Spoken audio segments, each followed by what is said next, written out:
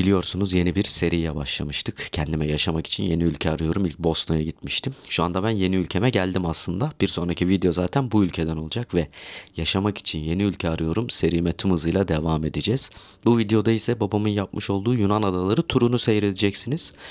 Güzel adaları gezmiş. Ben de gerçekten izlerken, editlerken, kurgularken çok beğendim. Sizlerin de keyif alacağını düşünüyorum. Bu videoda babamla berabersiniz. Bir sonraki videodaysa artık yeni serimize tüm hızıyla devam edeceğiz. İyi seyirler diliyorum şimdiden. Yorumlarınızı da merakla bekliyorum açıkçası Yunan adaları hakkında. Bir sonraki videoda görüşmek dileğiyle. Hoşça kalın. Tekrardan iyi seyirler. Şu anda Sakız Adası'ndayım. Değişik bir tur yapacağım. Herhalde kanal sahibi başında açıklamıştır. Kendisi yakinim olur. Gördüğünüz gemiyle Sakız Adası'ndan İkarya Adası'na gideceğim. Yaptığım gezi biraz farklı. Şöyle farklı. Onu izah edeyim. Belki ilk defa duyanlar da olabilir. Island hopping. Yani biraz mizahi olarak açıklamak gerekirse adaları hoplaya zıplaya dolaşacağız. Ben maalesef bu geziyi Türkiye'de yapan, bineceğim gemi de bu gemi, Türkiye'de yapan maalesef göremedim. Belki kendi özel tekneleriyle gidip de yol üstündeki bazı adalara uğrayanlar oldu ama bu kapsamda, bu şekilde island hopping şeklinde yapana rastlamadım. Birçok ada gezeceğiz beraber. Bir yerde kendimizi cruise gemisi yerine koyuyoruz. Arkada araba geldi, ben kaçayım. Farklı bir gezi olacak. Bakalım neler yaşayacağız. Çok farklı bir ada. Anlatacaklarımı duyunca inanıyorum sizler de çok şaşıracaksınız. Mavi bölge diye tasvir edilen 5 bölge var. Sardinya adasında var, Japonya'da var. Bir de bu gideceğimiz İkarya adasında var. Burası Ulu Çınarların memleketi. Yani uzun yaşayanlar bölgesi. Bakalım neden uzun yaşıyorlarmış. Hep birlikte göreceğiz. Bisikleti buraya bağladık. Evet. Yaklaşık 6 saat sürecek bir yolculuk. Daha öncesinde Samos adasına da uğrayacak. Oradan Fornia adası var. Oradan da ulaşacağız gideceğimiz yere. Sabah Sakız Adası'ndan çıktık. Şu anda Karlovasi'deyiz. Daha önce gemi Vati'ye uğradı. Bir önceki liman. Oradan Fornia'ya uğrayacağız. Fornia adası. Oradan da benim ineceğim İkarya Evdilos limanı. Burada ineceğim. Burası Fornia adası. Ayrılırken gösteriyorum.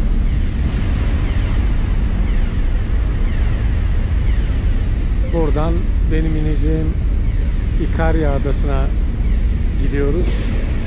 Ben orada ineceğim ama gemi Mikonos'a devam ediyor. İkarya adasına geldim. Buradan dönüş biletimi aldım. Artık hep öyle yapacağım. Geldiğim an dönüş biletimi alacağım. En müsait tarihe. Ada bu kadar.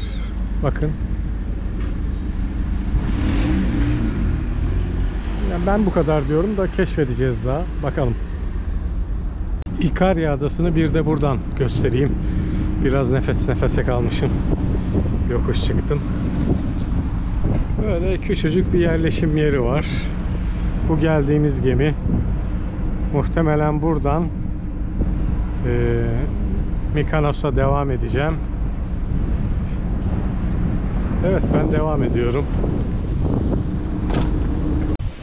Müthiş manzaralarla yola devam ediyorum.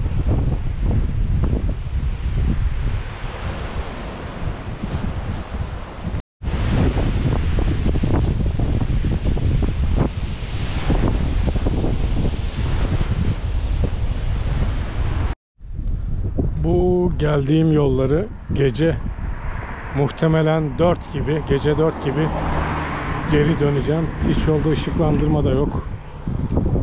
Artık sonra sebebini anlatırım. Herhalde bisikletteki bütün ışık tuşlarına basacağım. Çok az kala bir market gördüm. Umarım açıktır, inanamıyorum. Yok, hayır, inanıyorum, market. Market kapı duvar, doğru. Bugün pazar. Devam edeceğiz. Burası kamping girişi. Hava kararmak üzere. Aslında karardı da. Bakalım içeride nelerle karşılaşacağız. İkarya Adası'ndan, İkarya Camping'den herkese günaydın. Ben akşamleyin buraya geldim. Kamp yapma hakkımı bu adada kullanayım istedim. Ancak sağ olsun kamping işletmecisi gel dedi, sen dedi bu havada üşürsün dışarıda dedi. Şu odada kal dedi. Boş bir oda. Şurası şu oda. İçeride her türlü ihtiyaçlarınızı karşılayacak banyosu, tuvaleti vesairesi var. İyi oldu aslında benim için de. Ben size bu adayla ilgili 2 hatta 3 husustan bahsedecektim. Dikkatinizi çekeceğini de söylemiştim hatırlarsanız. Birincisi, önce kaynağını söyleyeyim. DW Türkçe, Almanya'nın sesi. Deutsche Welle Türkçe İkarya adlı YouTube kanalında izledim. Adada yaşayan insanların 1/3 90 yaşın üzerindeymiş ve bu yüzden de bu adaya dünyanın dört bir tarafından bu adayı incelemek için ilgili insanlar geliyor. Ancak dışarıda gezerken bunu pek fark etmiyorsunuz. Herhalde 90 yaş üzeri pek dışarıda dolaşmıyor diyeceğim. Bunun dışında bunu söyleyen de belediye başkanının kendisi. Bunun dışında adanın doktoruyla yapılan bir görüşme var. Orada adadaki sağlıklı ve uzun yaşamın bir sırrının da aktif cinsel yaşamları olduğundan bahsederek buna bağlıyor. Tabi tavuk mu yumurtadan, yumurta mı tavuktan çıkar onu bilemiyorum. Yani yaş uzun oldukça tabi diğer hayat da uzun olabilir. Bu konuyu herhalde İsviçreli bilim adamlarına bırakmak lazım. Bir diğer üçüncü konu da adanın etrafı, özellikle Anadolu'dan Yunan adası, Yunan anakarasına gemilerin güzergahı üzerindeymiş. Bu yüzden burada çok batık var. Hatta anormal sayıda batık var. Bunu daha sonradan keşfediyorlar. Bu yüzden de adaya dört bir yandan bu konuyla ilgili insanlar gelip bu batıklar için dalış yapıyorlar. Sebebi de Bermuda şeytan üçgeni benzeri bir yerin varlığından bahsediliyor. Temel bilgiler bunlar. Tabii bu bahsettiğim batan gemiler Osmanlı dönemine ait gemiler. Hatta bunu izlediğim yabancı kanalda Osmanlı demiyor da İslamik diyor. O şekilde tarif ediyor. Yani Osmanlı'nın sayısız miktarda batığı bu ada etrafında bulunuyor. Kampingde fiyatlar da böyleymiş. Tabii şu anda sezon sonu olduğu için kapalı işletme. Yani sinek var, sinek avlıyor. Tam şurası kamp alanı. Kamptan çıktım. Hem sabah yürüyüşü olsun hem de market çok yakındaymış aslında. Yürüyerek gidiyorum. Oradan almam gereken şeyler var. Onları alıp tekrar döneceğim. Kalamar bir torba 5.98. Koca bir ahtapot 12 küsur. Ben gezilerimde mutlaka bir cezve, bakır cezve, içine de bir kahve, Türk kahvesi koyuyorum. Ve gezim sırasında böyle kanımın ısındığı insana ona hediye ediyorum. Bakın, bu odada 2 gece kalıyorum. Çadır kuracaktım. Buranın sahibi ya da işletmecisi, sen dedi üşürsün dedi. Oda boş, odaya geç dedi. İçeride suyu var, banyosu var vesaire. Ve demin karşılaştık yolda. Gece dedim 4'te çıkacağım ben. 5.30'da gemim var. Parasını ödeyeyim dedim. 7 euro dedi. Dedim herhalde adam yanlış telaffuz ediyor. 7 euro değildir. Yani utanarak da cep telefonumun hesap makinesini açtım. Adama yazdırdım. 7 yazdı. Ben 10 euro verdim. 3 euro dedi, sana geri getireceğim dedi. Yani insanlık hala yaşıyor. Herkese iyi geceler. Yola çıkıyorum. Saat yaklaşık 4 sayılır. Ne kadar ışık varsa yakıyorum. Şu elimde fosfor var. Onu şöyle kırdığınız zaman parlamaya başlıyor. Ne kadar ışık varsa. Neyse ki ay ışığı da var. Gidiyoruz. Kutup yıldızı.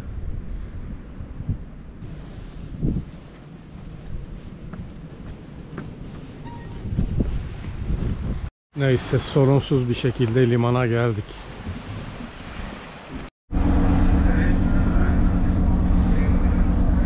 Günaydın, tekrar günaydın. Mykonos'a geldim. Yalnız şöyle bir şey var. Benim check-in'im saat 14'te, saat şu anda 8. Yani bu işin de kötü tarafı bu. Yani gemi saatiyle check-in saati arasında bayağı fark var, gemiden iniş saatimle. Gerçi otel sahibi yani çok yakın davrandı. Görüştük mail üzerinden. Erken girebilir miyim dedim. Yani diyor en fazla yarım saat, o da diyor çok zor diyor. Temizlik yapılacak. Bakalım. Zaten ben seni bulurum diyor. Bir yerde buluşuruz, anahtar veririm.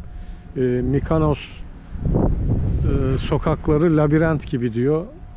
Kaybolursun diyor. Ben zaten kaybolmuşum. Her sabah uyandığımda hangi adadayım diye şöyle bir 30 saniye düşünüyorum. Neyse. Bakalım. Mykonos. Sabah sabah hoş bulduk. Burası Kavos Taverna. Burada da fiyatları göstereyim.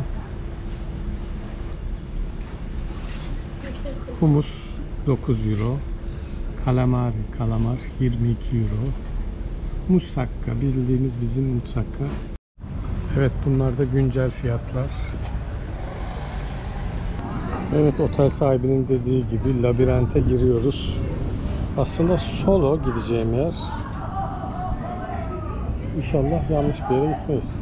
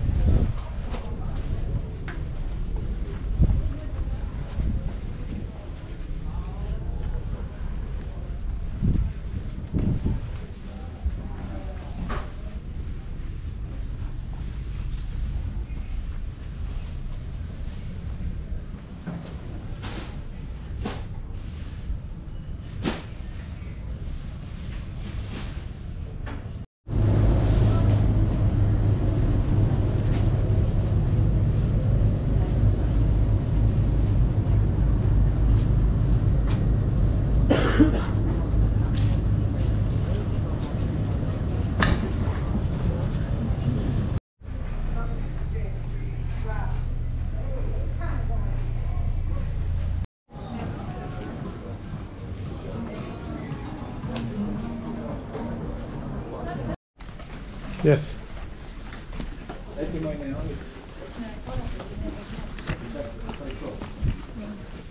Size minnak odamı tanıtayım. Burayı ben 33 euro zannediyorum. 33 euroya geldi, tuttum. Diyor ki bana Temmuz'da burası diyor 200 euroydu. Fakat ben böyle esprili bir insan görmedim. İlk karşılaştık. Beni götürmeye geldi. Diyor ki aslında burada değil, 3 kilometre uzakta diyor. Ondan sonra şaka yaptım diyor. Ya bir şakalar yaptı. Tuvaleti ta bilmem nereyi gösteriyor. Şaka yaptım diyor. Neyse, biraz yorgunluğumu aldı bu şakalar. Benim kaldığım yer burası.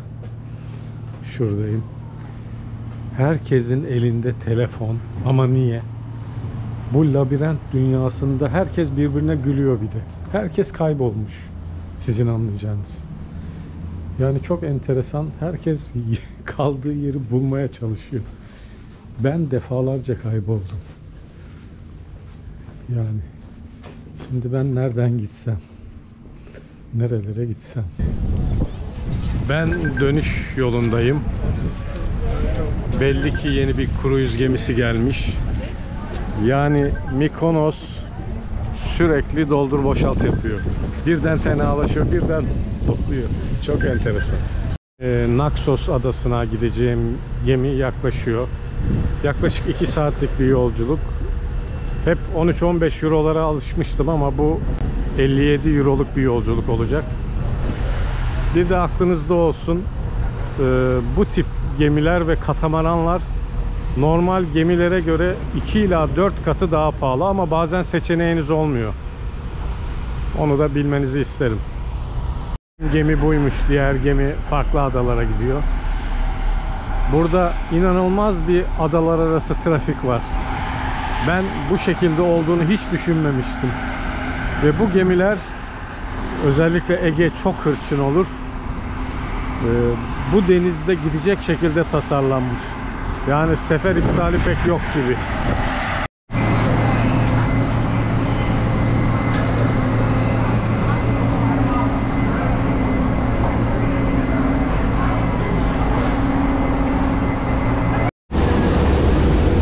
Bahriye'de bir söz var. İlk duyan bunu argo zanneder ama arkadan gelsin, kol gibi gelsin diye. Yani rüzgarı arkana al da nasıl eserse essin. Biz de aldık rüzgarı arkaya. Uçuyoruz. Paros adası. Ben bilet alırken aslında burası benim planımda vardı ama niye atladım bilmiyorum. Naxos dedim. Gerçi buradan Naxos'a uğrayacak. Aslında çok hoşuma gitti genel görüntüsü. Evet, burası da Paros adası. Benim yolum Nakşa'da deniyor. Naxos'a. Ben Naxos adasına geldim. İlk izlenim, ilk intiba çok hoşuma gitti. Bilmiyorum yani, Mikonos apayrı bir ruh yani. Bilemedim. Ama burası şimdiden hoşuma gitti. Yer ayırdığım yerdeki hanımefendi Venedik Kalesi'nin altında dedi yerimiz. Bakalım. Venedik Kalesi şu mu acaba? Karşıdaki yer. Nefes nefeseyim ama sıcak anında paylaşayım. Bakın, bu gördüğünüz merdivenlerden ve daha birçoklarından çıka çıka buraya geldim. Kalacağım yer burası. Şöyle bir ev. Bana verilen oda. Burası. Klima, televizyon, buzdolabı. Duşu olsun. Evet, duşu, tuvaleti vesairesi. Güzel. İdare eder. Ben de çıkmıyorum pek kameraya ama şu karşıdaki de ben oluyorum. Wi-Fi'mizle, Wi-Fi de varmış. Güzel, keşfe başlayalım bakalım. Naxos. Kalacağım yer biraz aşağıdaydı. Bir 50 metre kadar sağa dönünce. Oradaki hanımefendi dedi ki işte bisikletin dedi değerli mi dedi. Dedim yani kullanıyorum. İşte bir şeyler konuştular aralarında falan. Size yukarı vereyim dedi. Kilidi de var dedim. Aa, çok iyi dedi. Orada dedi sahanlık var, oraya koyarsınız. Benim içime kurt düşürdü. Ben bunu akşam buraya sokarım. Şuraya sokarım araya. Şimdi birlikte bir harita mütalası yapalım. Kısacık. Neredeyiz şu anda? Nereden geldik? Şurada Sardunya'nın çöpünden alarak, kusura bakmayın şartlar gereği. Çeşme'den Sakız'a geldik. Sakız'dan bindiğim gemi Samos'a uğradı, Vati limanına. Karlovasi, Forni'ye uğradı, adaya. Burada da inebilirdim, inmedim. Sonra İkarya'ya. Ben burada indim. 2 gün 5 kilometre mesafede İkarya kampingde kaldım. Oradan Mikonos geldiğim yer, buraya geldiğim yer. Buradan gemiye bindim, tekrar bir gün kalıp Paros'a, burası Paros. Paros'a uğramadan, ki benim planımdaydı. Niye uğramadım bilmiyorum oraya. Naxos'a. Buraya geldim. Buradan da kaldıktan sonra hedefim Santorini. Aslında asıl büyük hedef Girit adasıydı ama Girit'i sonraya bırakacağım. Çünkü bu şekilde hızlı gezmeyle Girit'ten hiçbir şey anlayamam. Evet. Gerçekten çok sevdim. Hele Mikonos'a göre. Mikonos bizim o Marmaris kıyıları gibi Ya yeter ki turist gelsin. Burası daha böyle yerel gibi. Daha çok hoşuma gitti. Daha sakin. Evet, gerçekten kafa dinlenecek bir yer. Çok güzel. Bakın burada ne yazıyor. Hayat piyano gibidir. Beyaz ve siyah tuşları vardır. Beyaz tuşlar, yani yanlış söyledim. Beyaz tuşlar mutluluğu, siyahlar hüznü temsil eder. Fakat yani sonuç olarak iyi bir müzik yapmak istiyorsanız o siyah tuşlara da ihtiyaç var gibi bir şey. Doğru. Güzel bir yer buldum. Çok hoşuma gitti. Tradisyonel, yani geleneksel bir yer imiş. İçeri giriyorum bakalım. Geleneksel bir restorandayım.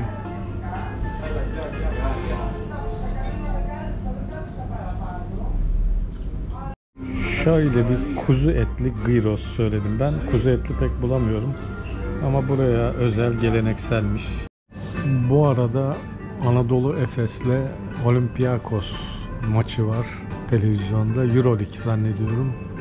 Anadolu Efes 35, Olympiakos 31.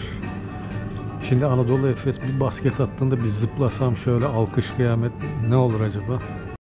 Siz de gelirseniz Elizabeth Garden very delicious. Akşam turumuzu da tamamlayalım. Dondurmamızı da yedik. Hava biraz serinledi. Buralar böyle. Yaz aylarında muhakkak çok kalabalık oluyordur. Naxos'tan. Sizin de gördüğünüz gibi benim yaptığım Island Hopping'in tarzı biraz farklı. Yani her adayı ben size teferruatlı olarak tanıtamıyorum. Bu şekilde yapan da olabilir. Yani her adada birer hafta kala kala. Ancak ben öyle yapmıyorum. Yani benimki adalarla tanışma faslı gibi oluyor. Onun için o anı yaşıyorum. O anda ne gördüysem. Halbuki o kadar çok aktivite var ki, o kadar çok plaj var, turlar var, gemi turu, araç turu. Ben bu şekilde yaptım. Benim için bir tanışma oldu. Belki ileride buna göre ada tayin edip, ada seçip kendimize daha çok kalarak daha çok video çekebiliriz. Ben size bu tip bir gezi planlarsanız ya da ileride yapmak isterseniz, yani adada sınır yok. İster 2 ada gezin, ister 3, 5 fark etmez. Çok güzel bir site adı vereceğim. Kuralmış, hiçbir markayla, kuruluşla, şirketle vesaireyle video boyunca hiçbir irtibatım, reklam anlaşması vesaire yok. Sadece o an aklıma geldiği için söylüyorum. Şimdiden söyleyeyim, şu ana kadar çok iyi gitti. Ferry Hopper. İnanılmaz. Benim o kadar işime yaradı ki, yani sanki bana deseler ki öyle bir site yap ki, öyle bir site iste ki bizden, senin ihtiyaçlarını ona göre karşılayalım desin. O derece bir siteydi benim için. Mesela bir adadan bir adaya gitmek istiyorsunuz. Size sunduğu seçenekler diyor ki mesela bugün yok sefer, veya bugün var ama aktarmalı var, veya bugün yok ama bir gün önce veya bir gün sonrayı tercih edebilirsiniz vesaire. Çok işime yarayan bir site oldu. Bilginiz olsun. Önerim de şu olabilir. Bu geziyi bence benim edindiğim, izlediğim 2 kişi yapmak çok daha zevkli hale getirebilir. Eşinizle, dostunuzla, arkadaşınızla hiç fark etmez. Çünkü kaldığınız odalarda öncelikle en büyük gider konaklama masrafı. Onu gördüm ben. Yiyeceği istediğiniz gibi seçebilirsiniz. 3 euroya 5 euroya da yerseniz o gün 35-40 euroya da yiyebilirsiniz veya daha fazla, fark etmez. O nedenle mesela yatak ücreti paylaşılabilir. Benim kaldığım yerlerde 2 kişi de olsa, tek kişi de olsa aynı fiyatı ödüyorsunuz. Hep bugüne kadar öyle oldu. Buna dikkat etmenizi tavsiye ederim. Bir de mevsim olarak ben oldukça böyle mevsim geçişini tercih ettim. Ama ben özel durumlar nedeniyle bu zamana kaldım. Ekim sonlarına kaldım. Ama bunu, benim tavsiyem, tam deniz mevsimi yapmak da isteyebilirsiniz. Denizi ben denizsiz yapamam derseniz. Ama gezi maksatlı biraz da deniz olsun derseniz Haziran sonları veya Eylül ayı boyunca da çok zevkli olacağına inanıyorum. Sıcak yerinizi ayarlamak için birçok site var. Ben bu arada gemimi bekliyorum.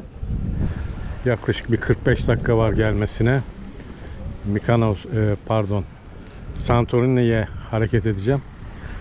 Dediğim gibi birçok site var yer bulmanız için. İşte Agoda var, Cozy var, Airbnb, ben ona hava binbaşı diyorum. Ben daha çok Booking'e alıştım. Booking üzerinden tutuyorum ama mesela belki de büyük ihtimal bu mevsimde geldiğim için orada bir gemi çıkışında bir hanımefendi otele yere ihtiyacınız var mı dedi. Çok büyük bir ihtimalle pazarlıkla işte 30 euroya kalmak yerine daha ucuza kalabilirdim. Çünkü o kadar da dolu değil bu mevsimde. Adalar arasında çok güçlü bir deniz bağlantısı var ve bu çok güçlü teknelerle yapılıyor. Yani bizdeki deniz otobüsleri onların yanında yani çocuğu bile değil, bebeği kalır. O derece kapasiteli ve güçlü. Ama bu da şart. Niye? Çünkü Ege gibi hırçın bir deniz, asla durulmayan bir denize ancak o tip deniz araçlarıyla engel olabilirsiniz ertelemelere, yolculuk ertelemelerine. Yani ağ çok güçlü. Bunu hissettim. Ve trafik de benim umduğumdan çok daha fazla. Hani insanlara sormak istiyorum. Ya kardeşim, hadi ben island hopping diye bir şey yapıyorum. Siz niye böyle bir oraya gidenler, bir oraya gidenler, çok ilgimi çekti bu husus. Yani ben boş boş gidip geliriz gemiyle diyordum ama öyle olmadı. Mykonos'tan sonra Piros diye bir ada var. Daha önce de bahsetmiştim ilk başta. Hani bazı adaların belki ismini bile duymamış olabilirsiniz. Ya da duydunuz, nasıl olduğunu merak ediyorsunuzdur. Oraya da gitmek istiyorum. Şimdi nereye gidiyorum? Yani ayıptır söylemesi ama söyleyeceğim. Dün bir dondurma almıştım. Ya o kadar hoşuma gitti ki. Bitter çikolatalı. Yani aklım kalacak. Yani yarısını yiyemesem çöpe de gitse onu almak zorundayım. Öyle hissediyorum. Şimdi onu alayım. Limana doğru yürüyüşüme devam edeceğim. İşte benim tercih ettiğim dondurma burada. Very delicious. Thank you very much. Thank you. Have a good day. Sos'ta, bu adada benim kaldığım yer. Şöyle elimle göstereyim. Tam şurada Venedik Kalesi var. Onun hemen arka dip tarafında, arka kalenin dibinde. Fakat ben buradan bodoslama bisikletle daldım. Ne kadar merdiven çıktığımı hatırlamıyorum. Halbuki öyle değil de şu etraftan dolaşarak arkadan oraya çok rahat ulaşılabiliyormuş. Bu arada bir önce kaldığım otelin sahibi espritüeldi ama o da farkında, soğuk espriler yapıyordu. İlk karşılaştık. Dedi otel burada değil, bana anahtar evi gösterecek, kalacağım yeri. Dedi 3 kilometre uzakta dedi. Ben bir şaşırdım. Şaka yaptım dedi. Sonra bir sürü şakalar. Ya zaten hiç konuşamadık ki şakadan. İşte ben dedi İranlıyım dedi. Türkiye dedi İran'ın kolonisi oluyor galiba değil mi dedi. Ben baktım böyle değişik şaka yaptım dedi. O şaka, bu şaka, şu şaka derken neyse ayrıldım. En son bir mesaj yazmıştı. Yani otelle ilgili iyi puan için. Ben de dedim ki beyefendi dedim, herhalde yanlış kişiye mesaj gönderiyorsunuz. Ben hiç o otelde kalmadım. Ayrıca sizi de tanımıyorum. Bir yanlışlık var dedim. Ya buyurun gelini öpebilirsiniz. Bakalım daha dönmedi. Bir de Sezar'ın hakkını Sezar'a vermek lazım. Gemiler inanılmaz şekilde dakik ve yükleme, boşaltma o kadar çabuk oluyor ki yani inanılmaz. Bunun tabi kullanıcıların da en büyük faktör, kullanıcılardan da kaynaklanıyor. Onu da belirtmek istiyorum. Evet, dediğim gibi gemi hemen kalktı. Göz açıp kapayana kadar. Evet, bye bye Naxos. Daha Santorini'ye vardım. Benim kalacağım yer, bakın burası liman. Şimdi çıkışı Tam elimle gösterdiğim bir hafif rampa var. 50 metre sonunda sağa dönünce oradaki yerde kalıyorum. Oradaki odada kalıyorum. Hemen limanın dibindeyim. Bakın tepeyi görüyor musunuz? Otobüsler bu şekilde çıkıyor. Asıl yaşam otobüslerin gittiği yerde. Bakalım gitmeye çalışacağız. Burası sadece bir liman. Şu anda iskeleden indim. Fira merkeze doğru bir taksi araçla gidiyorum. Çok virajlı, engebeli yollar. Engebeli demeyeyim de virajlı yollar. Şöyle ilginç bir olay oldu. Ben indim, otelim hemen iskelenin karşısındaydı. Yerleşene, bulana edene kadar bütün otobüsler kalktı. Limanda sadece limanda işi olanlar var. Bir tane otobüs kalmadı. Aklınızda olsun, eğer buraya gelirseniz, yani böyle ben ama mecburen limana yakın diye burada otel tuttum. Bisikletim olmasaydı eğer, bisiklet kullanıyorum. Bisikletim olmasaydı otelimi merkezde tutacaktım, Fira'da. Direkt otobüsün birine atlayıp gidecektim ama burada tuttum. Bisikleti götüremiyorum çünkü yollar acayip, öyle bisiklet sürülecek gibi değil. Bakalım. Virajlar bitsin, inelim, görüşürüz. İşte gezsek de beraberiz farkıyla. Ben size ne yaparsanız doğru, ne yaparsanız yanlış olur, onu da anlatmış oluyorum.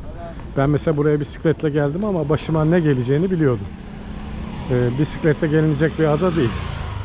Ama tabii onun da, bisikletin de günahını almayayım. O kadar yükümüzü taşıdı, beni taşıdı. Onu mecburen limanda otel tuttum. Buraya kendim geldim. Buradan tekrar mecburen gece geriye dönüş yapacağım. Dediğim gibi unutmayın. Geldiğiniz an bir sürü arabalar, taksiler, hop 10 dakikada herkesi götürdü, kaldırdı. Ben en sona kaldım tabii, yerimi bulup yerleşene kadar. Bu da işte karşılıklı bir tecrübemiz olsun. Hatta size şöyle söyleyebilirim. Bu gezi, benim yaptığım bu gezi aslında tam sırt çantalık bir gezi. Özellikle 1-2 kişi yaparsa çok daha zevkli olur. Onun da bilgisini vermiş olayım. Önce şunu gördüm. Şu anda bulunduğum merkezde, bu yerde, asıl merkezinde birçok hostel var. Yani 13-15 eurolara hosteller var. Kalamadım ben maalesef, dediğim nedenlerle. Booking'den ben baktım, birçok ucuza yer gördüm. Sizi bu iskeleye bırakacak, buraya bırakacak. Muhtemelen anlaşırsanız kalacağınız yerlerden size servis de sağlayabilirler. Merkez burası, hareketli yer burası. Fira. Var ama şuradan başlıyor, dönüyor, devam ediyor. Yani bedava pilav dağıtsalar bu kuyruğa girmem. Nereye gidiyor bakayım? Kahve. Anlamadım. O kafeye mi gidiyor? Dur bakacağım şimdi. Merak ettim. Cable car. Teleferik. Şöyle bir göstereyim ama şu anda binecek vaktim de yok zaten.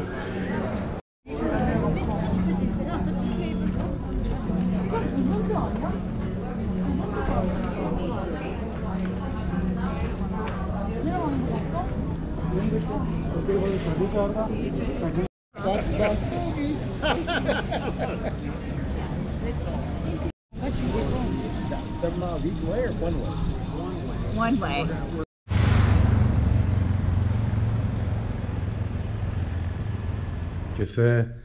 Şimdi kaldığım yeri gösteriyorum. Bakın 4 yataklı, böyle aslında değişik, böyle kasvetli de demeyeceğim. Çok yüksek tavan. Yani herhalde bir evin, normal bir evin 2 katı yükseklikte bir tavan. 4 yatak. Dışarı çıkıyorum.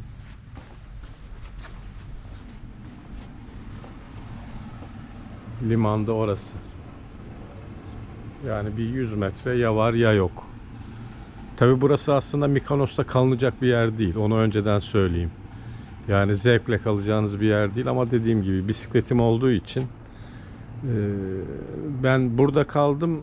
Merkeze gidip geldim. Akşam da geri döndüm. Şimdi Siros adasına yolculuk edeceğim. Yaklaşık 45 dakika sonra gemim gelecek. Beni Siros adasına götürecek olan gemi bu. Hani bizim deniz otobüsleriyle kıyaslamayın. Hani benim aslında hiç sevmediğim ama gençlerin kullandığı bir tabirle konuşayım. Çok manyak bir şey.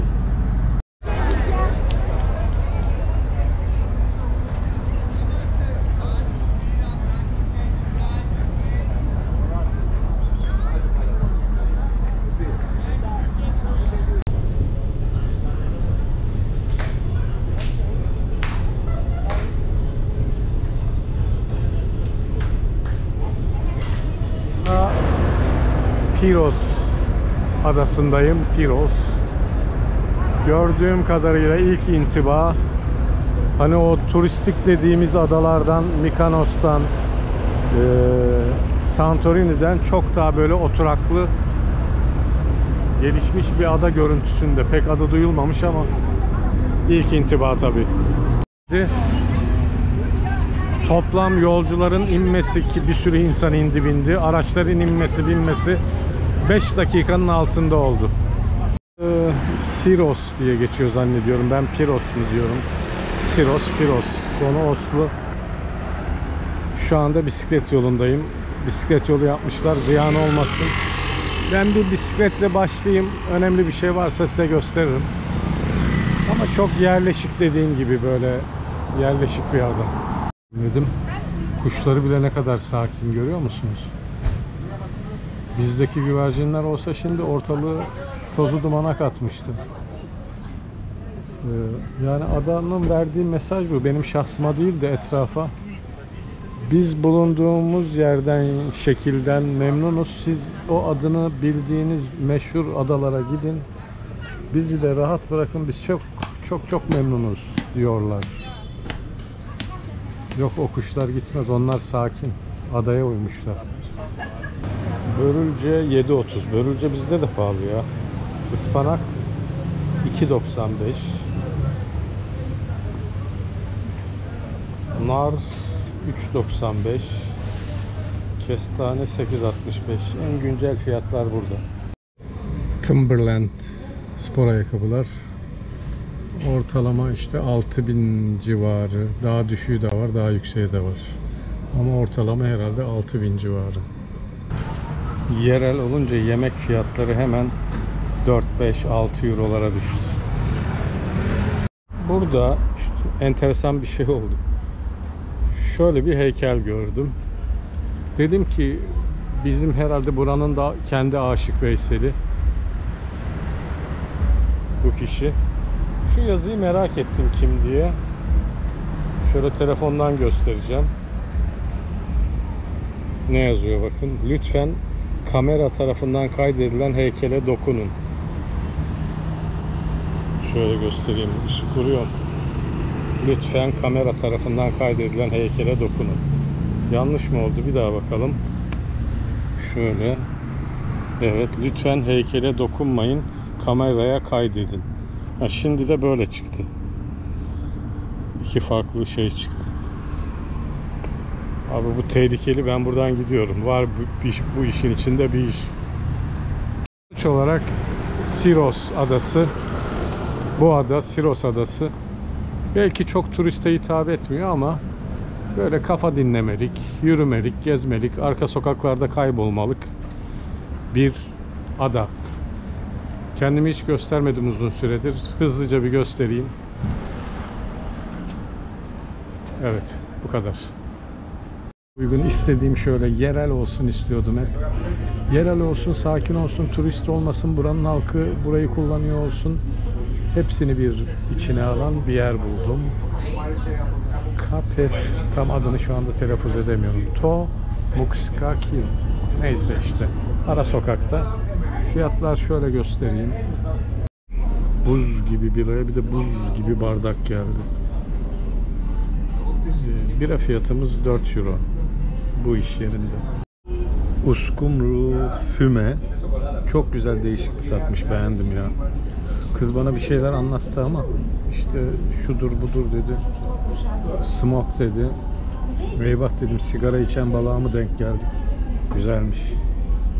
Sizce ben bu kalamarı yiyebilir miyim? Çok güzel hazırlanmış görüntüsü. Taze ızgara diye geçiyor.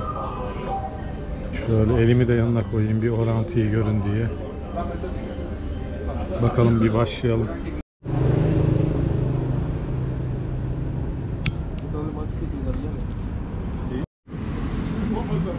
Geliyor, gelmekte olan.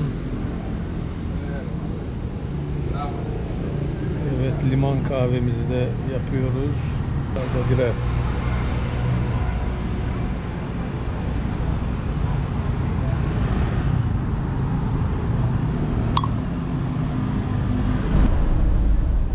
Bizim gemi yanaşıyor. Buradan Siros adasından Sakız Adası'na yolculuğumuz devam edecek. Günaydın. Henüz gün aymadı ama saat 4:17. Kusura bakmayın. Ev hali, ortalık biraz dağınık. Yatağımı topluyorum. Buradan vedalaşayım istiyorum. Kendinize çok iyi bakın. Bir dahaki gezide görüşmek üzere. Hoşça kalın.